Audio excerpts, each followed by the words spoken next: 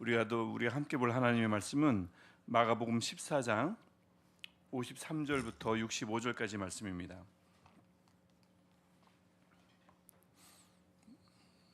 마가복음 14장 53절부터 65절 말씀, 우리 교독하시고 마지막 절은 늘 그렇듯이 함께 읽겠습니다. 제가 먼저 읽겠습니다. 그들이 예수를 끌고 대제사장에게로 가니 대제사장들과 장로들과 서기관들이 다 모이더라.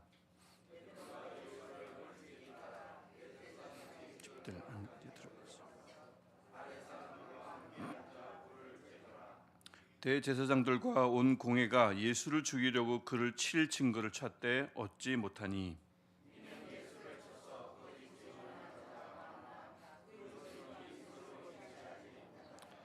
어떤 사람들이 일어나 예수를 쳐서 거짓 증언하여 이르되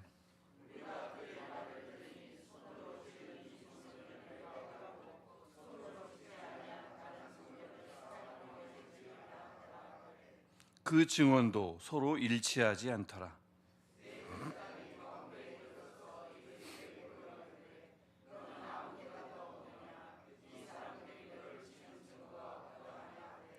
침묵하고 아무 대답도 아니하시거늘 대제사장이 다시 물어 이르되 네가 찬송받을 이의 아들 그리스도냐?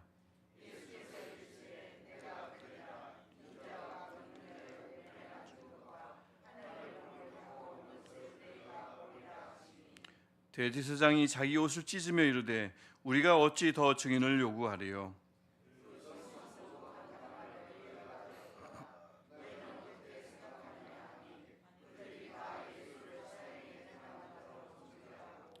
어떤 사람은 그에게 침을 뱉으며 그의 얼굴을 가리고 주먹으로 치며 이르되 선지자 노릇을 하라 하고 하인들은 손바닥으로 치더라. 아멘. 우리가 어제는 전사 메시아, 싸워서 무찌르고 이기는 그리스도의 모습을 전혀 보여주지 않은 예수님을 체포하러 온 사람들에게 그냥 순순히 응하는 순한 어린 양, 죄의 짐을 지고 가는 어린 양 메시아의 모습을 예수께서 보여주신 것을 보았습니다. 제자들은 크게 실망했죠. 제자들은 유대인들입니다. 유대인들은 명분만 있다면 죽음을 당하는 것을 두려워하지 않는 사람들입니다. 모든 사람들이 그러진 않겠지만 메시아를 추앙하는 사람들이라면 그 메시아와 그들이 믿는 메시아와 함께 운명을 같이 하는 것 명예롭게 생각했던 사람들이 유대인들입니다. 근데 명분 없는 죽음보다는 도망을 제자들이 택한 거죠. 명예로운 죽음이 아니기 때문에 그렇습니다. 그래서 도망간 거지 죽음 자체가 두려워서 많이 알려진 것처럼 그래서 제자들은 도망간 그런 어리석은 자들은 아닙니다. 그래서 예수님 그렇게 아끼고 키우고 가르치고 했던 제자들이 다 도망갔습니다. 소중히 여기던 사람들을 다 잃었는데도 끝까지 하나님의 뜻을 이루려고 하셨던 예수님의 모습을 우리가 함께 보았습니다. 오늘 이제 예수님이 그래서 이제 끌려갑니다. 하나님을 선택했더니 그 나중은 결국 하나님께서 원하시는 대로 이 진행이 되는 거죠. 끌려갑니다. 그 끌려가는 중에 우리가 오늘 읽은 본문을 보면 잠깐 베드로가 54절에 다른 복음서에 비하면 베드로의 모습이 좀 아주 짧게 등장합니다. 베드로가 아주 잠깐 등장하는 것을 볼 수가 있어요. 혹시나 해서 거리를 두고 있습니다. 혹시나 일말의 희망이, 혹시 우리가 믿었던 많은 유대인들이 기대했던 그 메시아가 혹시나 맞지는 않을까 싶어서 멀찌감치서 불을 쬐고 있는 베드로의 모습이 등장하죠. 잠깐 그렇게 등장합니다. 하지만 어림도 없죠. 예수님이 갑자기 그분의 그 위치를, 신분을 바꿀 리가 없어요. 갑자기 무찌르고 갑자기 칼을 들고 철퇴를 들고 그들을 죽이고, 제가 저번에 말씀드렸던 것처럼 많은 유대인들이 바랐던 것처럼 로마인들의 이를 뽑을 그런 메시아로 갑자기 둔갑할 리가 없습니다. 예수님은 순순히 사형 판결에 응할 예정이거든요. 그렇게 결심했으니까 말이죠. 그래서 실제 이 예수님은 변하지 않고 그다음에 그 신문을 받는 장면이 오늘 본문에 쭉 나옵니다. 대제사장들과 온 공회가 모였다고 하는데, 온 공회라고 하면 71명이 산헤드린 공회예요. 예루살렘에 있던 공회. 지금으로 말하면 뭐 국회도 될 수 있고 이 또 사법기관도 될 수 있는데 많은 권한을 쥐고 있던 공회니까 71명 중에 23명만 모이면 정족수가 차던 시대입니다. 그래서 아마도 뭐 71명까지 다 모였을 것 같지는 않고 적어도 23명 이상이 모여서 이제 예수님을 죽이려고 이제 공모를 하고 있겠죠. 그래서 그 죽일 음모를 꾸미기 바쁜 사람들이 다 있는데 죄를 지었다는 증거를 모아야 하죠. 그래서 이 사람들이 55절부터 59절에 보면 예수님을 어떻게 하면 죽일까 싶어가지고 거짓 증거를 막 모으는 장면이 그 단락에 들어가 있습니다. 유대인이 유대인을 죽일 수 있는 가장 좋은 죄목은 뭘까요? 하나님의 말씀을 대놓고 어기는 거죠. 뭐 살인하지 말라 뭐 이런 것도 되지만 더 확실한 죄목은 하나님을 모독하는 겁니다. 신성 모독이죠. 신성 모독이라 함은 하나님의 이름을 공공연히 모욕하거나 하나님이 계신 성전을 내가 허물겠다거나 훼손하거나 아니면 하나님의 자리에 감히 앉아가지고 자신이 하나님인 양 하나님의 고유 권한을 행사하는 것, 이게 바로 신성 모독입니다. 이거는 뭐 가차없이 죽임을 당해도 아무런 얘기를 할 수 없는 큰 죄에 해당되죠. 하나님 한 분만 섬기는 유대인들 사이에서 그 하나님을 훼손하는 행위는 바로 사형에 해당되는 겁니다. 근데 이들이 이제 그 신성 모독죄를 당연히 찾으려고 했는데 우리가 읽은 55절부터 59절 중에 특별히 56절과 59절을 보면 반복되는 표현이 하나 있습니다. 증언이 일치하지 않더라. 꾸며낸 말이니까 당연히 증언이 일치하지 않죠. 사실이었다면 일치할 텐데 우리가 아시다시피 유대인들은 함부로 막 사람을 이 죄인이라 여기고 막 죽이는 것이 아니라 두세 사람의 증언이 일치할 때 그 사람을 죽이게 되어 있습니다. 그 증언에 따라 판결하게 되어 있죠. 근데 증언이 일치하지 않았습니다.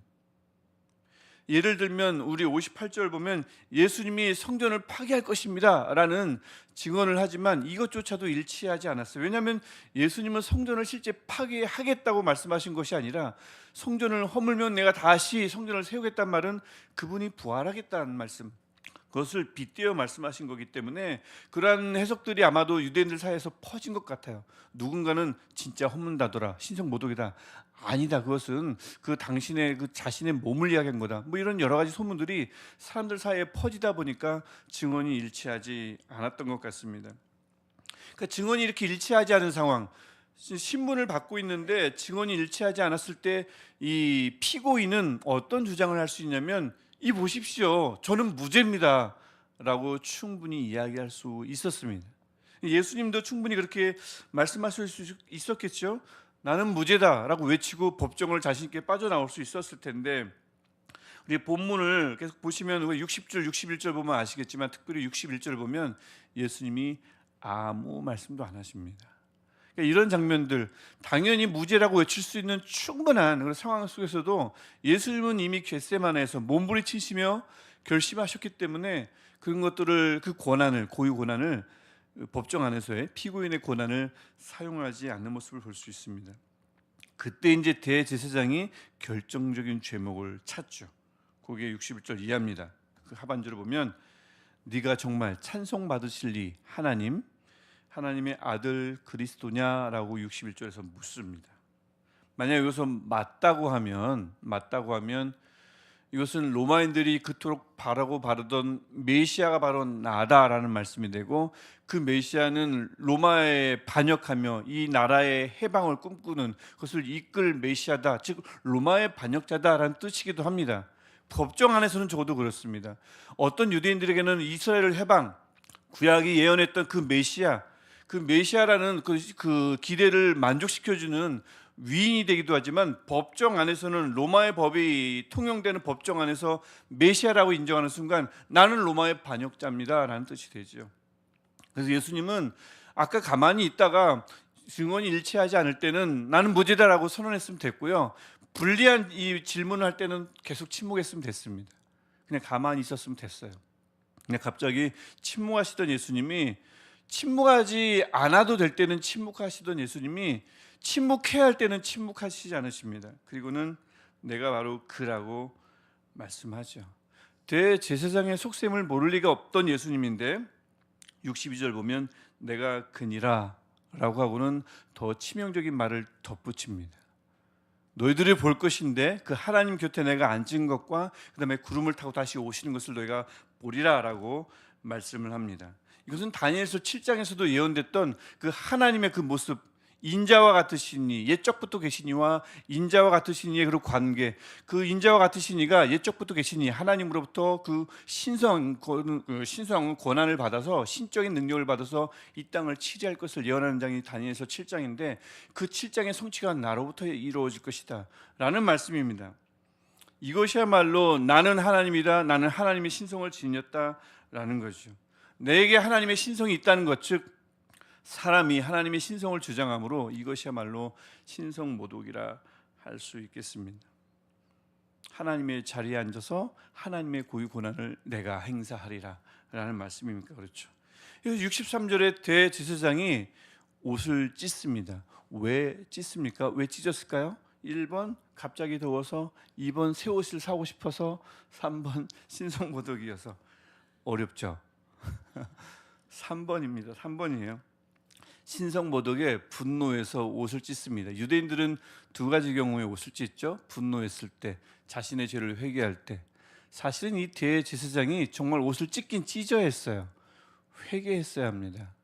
근데 그 회개를 하며 찢지는 않고 그렇게 신성모독이 아닌데 신성모독했다는 착각 속에서 옷을 찢습니다. 그런 모습을 보여줍니다. 그리고는 예수님이 신성모독죄를 저질렀다고 막 분노해서는 사람들을 부추기고 나서는 이에 광분합니다. 사람들이. 그것은 하인에 이르기까지 예수님을 치는 장면이 64, 65절에 있고, 특별히 65절을 보면 침 뱉고 주먹으로 치고 손바닥으로 때립니다. 그러니까 유대인들이 누군가를 모독할 때 할 수 있는 모든 일을 다 했다는 것을 이렇게 다양한 표현으로 보여주는 것을 볼 수가 있어요. 지금 누가 누구를 모독하는 걸까요? 예수님이 하나님을 모독하는 걸까요? 누가 지금 하나님을 모독하고 있습니까? 하나님의 성전을 만민이 기도하는 집이 아니라 도적의 소굴로 만든 이들이 하나님을 모독한 거죠. 성전을 훼손했으니까. 하나님도 아니면서 자신이 마치 하나님인 양, 사람들과는 마치 구별된 양, 나만 거룩한 양, 모든 말씀을 다 알고 있는 양, 혼자 모든 것을 다 행사할 수 있는 양, 하나님의 고유 권한을 빼앗은 자들이 사실 하나님을 모독한 거죠. 눈앞에 있는 하나님을 알아보지 못하고 그를 욕하고 때린 것, 이들이 바로 하나님을 모독한 거죠. 지금 예수님더러 신성 모독했다고 하는 이들이 신성 모독한 겁니다. 신성 모독한 이들이 전혀 신성 모독하지 않은 자를 신성 모독했다고 하는 아이러니가 이 본문에 크게 드러나고 있습니다. 신성 모독을 대놓고 범한 이들이 말입니다. 오히려 되려 지금 예수님더러 신성 모독죄를 지었다라고 거짓 죄목을 씌우고 있습니다. 근데 이제 이 장면이 이 본문의 핵심이에요. 예수님은 하나님을 모독했다, 하나님의 은혜를 배신했다는 억울한 누명을 지금 온통 받고 있는 장면인 거죠. 그래서 온갖 모욕뿐만 아니라 갖은 문매를 막고 있는데, 예수님이 지금 하시고 있는 일은 뭐냐면 내가 그니라. 이상하게 이것을 잃지 않습니다. 정체성을 잃지 않습니다. 하실 일을 내려놓지 않습니다. 포기하지 않습니다. 자신의 신분, 그것도 사람들이 바랐던 그런 메시아 신분이 아니라 하나님이 예정했던 그 메시아 신분, 그 메시아 신분을 놓지 않습니다. 어제 본 예수님은 사람들을 다 잃어도, 내가 아끼는 사람들마다 다 떠나도, 그들과 헤어져도 하나님을 택하는 모습을 보여줬죠. 오늘 예수님은 갖은 모욕을 다 당해도 내 신분을 잃지 않는 그 모습을 보여줍니다. 우리가 그 예수님 덕분에 이곳에 앉아 있음을 우리가 알고 있는 줄 믿습니다. 예수님 덕분에 우리가 여기 앉아 있어요. 우리를 살리려고 제자들마저 떠나는 것을 그대로 내버려 두신 예수님, 우리를 살리려고 억울한 누명을 쓰셨고 그럼에도 불구하고 하나님이 주신 그 메시아 신분, 하나님이 주신 겁니다. 사람이 바라는 메시아가 아니라 하나님이 주셨고 예정하신 그 모습의 메시아 신분을 절대 포기하지 않은 예수님 덕분에 우리가 지금 이곳에 그 결과, 궁극적인 결과물이 우리 아니겠습니까? 그 덕분에 우리가 여기 있습니다. 그 덕분에 우리가 예배할 수 있고 우리가 그 덕분에 예수의 이름으로 기도할 수 있는 줄 믿습니다. 그렇게 귀하게, 그렇게 소중하게, 그렇게 사실은 어렵게 주어진 신분이 우리 예배자, 우리 기도자, 우리 그리스도인입니다. 그냥 주어진 것 아니에요. 무료로 구원의 은혜를 줬다고 하니까 마치 모든 신분, 다른 신분을 얻기 위한 가장 밑바닥, 베이스 정도로, 파운데이션 정도로 이렇게 여겨지는 것이 그리스도인이라는 신분일 수 있는데, 자칫 잘못하면 말입니다. 그렇지 않음을 오늘 본문이 다시 한번 우리에게 일러주고 일깨워줍니다. 여러분, 우리도 이 예수님처럼, 이 본문이 말하는 게 그것 아니겠습니까?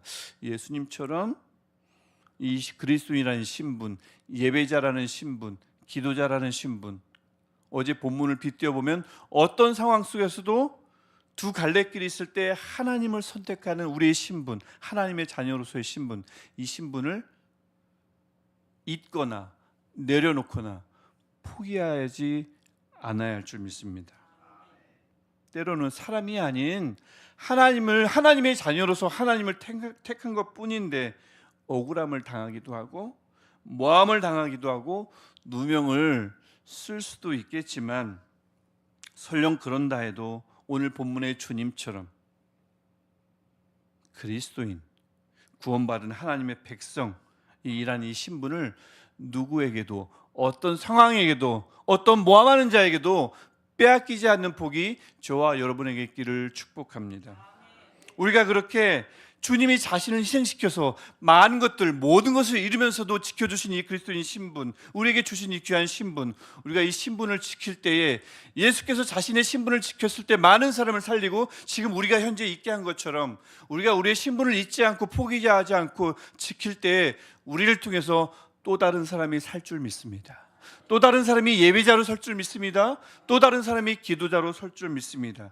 신분을 지키는 것, 여러 가지 모함 속에서, 억울한 누명 속에서도 우리가 선택할 것, 즉 그리스도인이라는 우리 신분을 지킬 때에 우리도 살지만 우리를 통해 다른 사람들, 우리가 기도하는 누군가들도, 우리가 기도하는 어떤 교회도, 모든 사람들도 살 줄 믿습니다. 신분을 지키는 자, 어떤 상황 속에도 신분을 붙드는 자, 하나님을 선택하는 자가 사람을 살릴 줄 믿습니다. 우리가 우리 신분 가지고 하나님 앞에 기도할 때에 우리 기도를 통해서 누군가가 살아나는 역사가 있기를 주님의 이름으로 축복합니다. 기도하시겠습니다. 하나님, 우리 아무것도 아닌데 우리에게 그리스도인 하나님의 자녀라는 신분을 허락하여 주시니 감사합니다. 하나님, 어떤 상황 속에서도 이 귀한 신분 잊지 않게 하시고 내려놓지 않게 하시고 꼭 붙드는 우리들 되게 없어서, 때로는 오해를 당하고 때로는 모함을 당하고 때로는 누명을 쓸 수 있어도 하나님을 선택한 것뿐인데, 사람이 아니라 하나님을 따른 것뿐인데 억울할 수 있어도 그때 더더욱 내 신분을 붙들게 없어서, 그렇게 그리스도인이라는 이 신분을 붙들 때 나도 살고 그리스도인으로서 기도하며 예배할 때에 남도 살리는 은혜가, 역사가 있게 하여 주옵소서. 다른 어느 날이 아니라 오늘 이 시간이 바로 그 역사의 현장이, 역사의 시간이 되게 하옵소서. 예수님의 이름으로 기도합니다. 아멘. 우리 주기도문 하시겠습니다. 하늘에 계신 우리 아버지, 아버지의 이름을 거룩하게 하시며 아버지의 나라가 오게 하시며 아버지의 뜻이 하늘에서와 같이 땅에서도 이루어지게 하소서. 오늘 우리에게 일용할 양식을 주시고 우리가 우리에게 잘못한 사람을 용서하여 준 것 같이 우리 죄를 용서하여 주시고 우리를 시험에 빠지지 않게 하시고 악에서 구하소서. 나라와 권능과 영광이 영원히 아버지의 것입니다. 아멘. 우리 하나님께 마음을 털어놓아 모든 것을 쏟아놓아 쏟아놓으며 기도하겠습니다. 할렐루야. 하나님 주님, 우리를 사랑하시고